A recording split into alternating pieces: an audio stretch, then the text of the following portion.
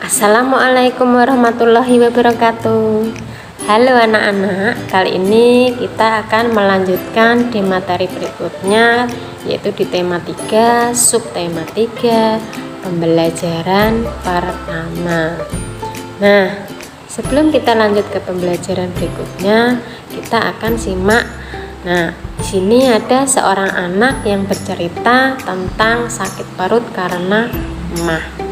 Dia bingung obat apa yang ingin dia minum untuk menyembuhkan sakit yang ia derita.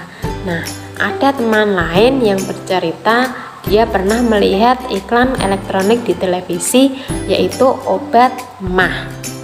Nah, dengan obat tersebut jika diminum maka sakit perut bisa sembuh.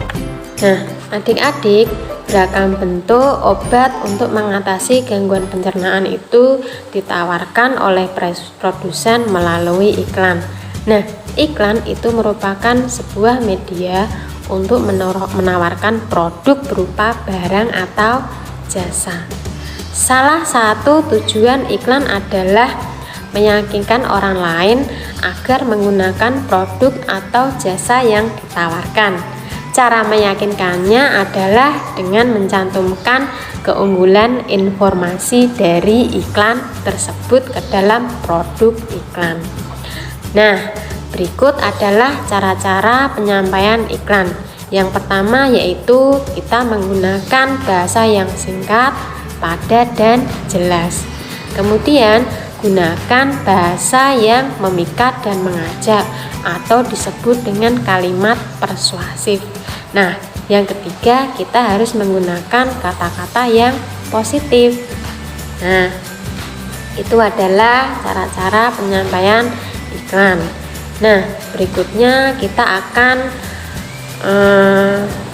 melihat dialog dari sebuah iklan elektronik. Simak ya. Nah, ini tentang obat sakit perut atau PSP. Nah, laki-laki, aduh, meringis sambil memegangi perutnya. Kemudian yang satu bilang, makan yang tidak benar bisa membuat perut jadi tidak enak. Tidak bawa PSP ya? Nah, tersenyum sambil memegang obat PSP. Nah, untuk gangguan sakit perut karena bakteri, makanan pedas, asam, dan gas, segera atasi dengan pil PSP. Nah, dalam satu saset pil PSP kecil alami, segera atasi dengan minum PSP. Salah satu saset pil kecil yang alami itu bisa atasi gangguan penyebab sakit perut hingga ke losok. Nah, kemudian yang sakit bilang, minta dong, minta, beli, katanya sambil tertawa. Kemudian yang terakhir, perut tidak enak. Nah, pilih yang benar, PSP. Nah, itu tadi adalah dialog tentang iklan dari pil sakit perut. Nah, dari iklan dialog tersebut, informasi apa yang kita dapat, yaitu isi dari iklan pil PSP yaitu pil PSP dapat mengatasi sakit perut. Kemudian unggulan dari produk tersebut adalah mengatasi gangguan sakit perut karena diare, makanan pedas, asam, dan gas. Nah, di kalimat terakhir itu ada kalimat ajakan atau persuasif. Nah, yang ini ya. Nah, adik-adik, manusia itu membutuhkan makanan untuk beraktivitas untuk menghasilkan energi pada tubuh kita. Dari energi itu kita bisa kuat melakukan aktivitas apapun. Nah, manusia itu mencerna makanan menggunakan organ pencernaan. Makanan yang dimakan akan diuraikan ke dalam sistem pencernaan menjadi sumber energi yang dibutuhkan oleh tubuh.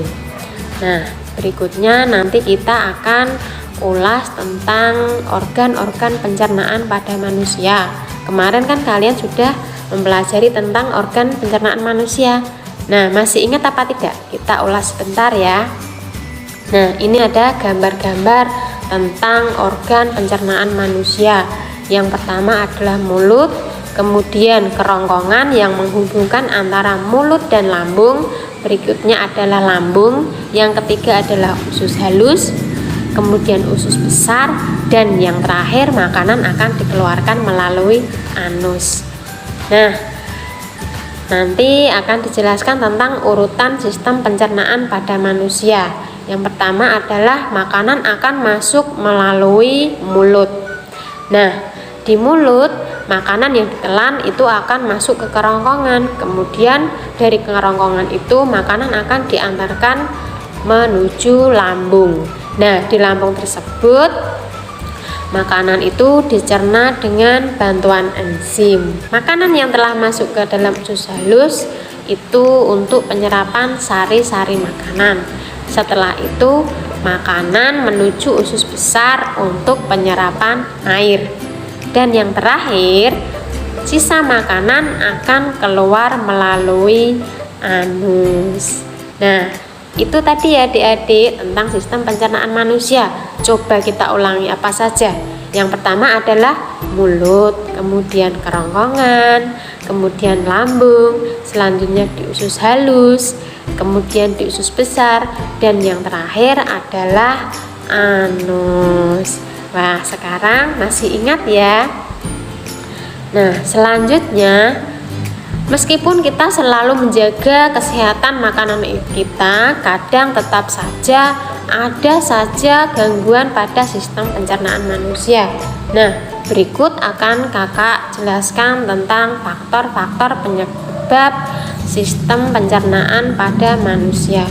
Yang pertama adalah kurangnya asupan makanan berserat. Jika kurang serat, maka seseorang dapat mengalami sembelit atau susah buang air besar. Nah, berikutnya adalah pola makanan yang tidak teratur. Itu juga bisa